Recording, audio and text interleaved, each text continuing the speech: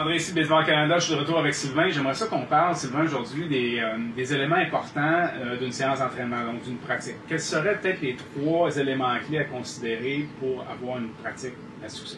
Ben, la première chose, c'est la planification. Il faut que tu arrives à planifier. Si tu arrives au terrain et que tu n'as rien fait d'avance, tu n'avais pas un objectif en tête, tu n'as pas placé tes ressources au bon endroit, tu n'as pas vérifié la disponibilité du terrain, la grandeur du terrain, l'état du terrain, il faut être tout ça en main avant même que ça commence. Oui, puis on peut dire aux coachs à la maison aussi qu'un mauvais plan, c'est mieux que pas de plan pantoute.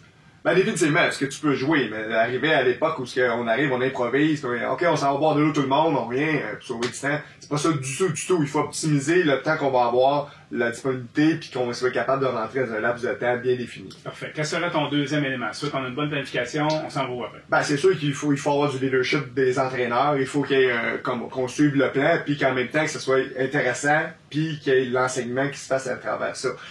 Ici, je vois aussi beaucoup d'entraîneurs qui sont impliqués eux-mêmes physiquement dans des stations, ce qui est bien, mais peut-être que ça ne permet pas d'avoir un recul, d'avoir l'œil pour voir les autres stations. Il y a beaucoup de stations qui peuvent être faites avec l'aide de parents, d'autres entraîneurs, de joueurs, puis j'aime beaucoup que mon entraîneur ou celui qui a l'expertise puisse se promener peut-être d'une station à l'autre pour valider qu'est-ce qu'il est enseigné, puis encourager, motiver, etc. pour rectifier le tir au besoin. Donc, on voit un lien entre la planification et le déroulement de la séance, donc c'est très connecté ensemble. Complètement. Et le troisième élément? Ben, il faut qu'il y ait l'enseignement qui soit fait.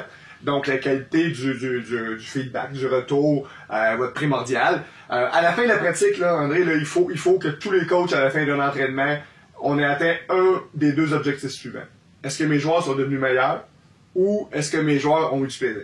Si tu réussis à avoir un des 2, on est pas mal mission accomplie. Si tu as eu les 2, bravo coach, on est bien parti. Donc on se rappelle les 3 éléments, un bon plan, donc pas d'improvisation, un bon leadership, s'assurer que tout roule bien, puis qu'il y ait un enseignement aussi à travers notre séance d'entraînement, savoir ce que les jeunes avec qui on travaille ont eu du plaisir, ont s'est amusé ou sont devenus meilleurs suite à leur participation.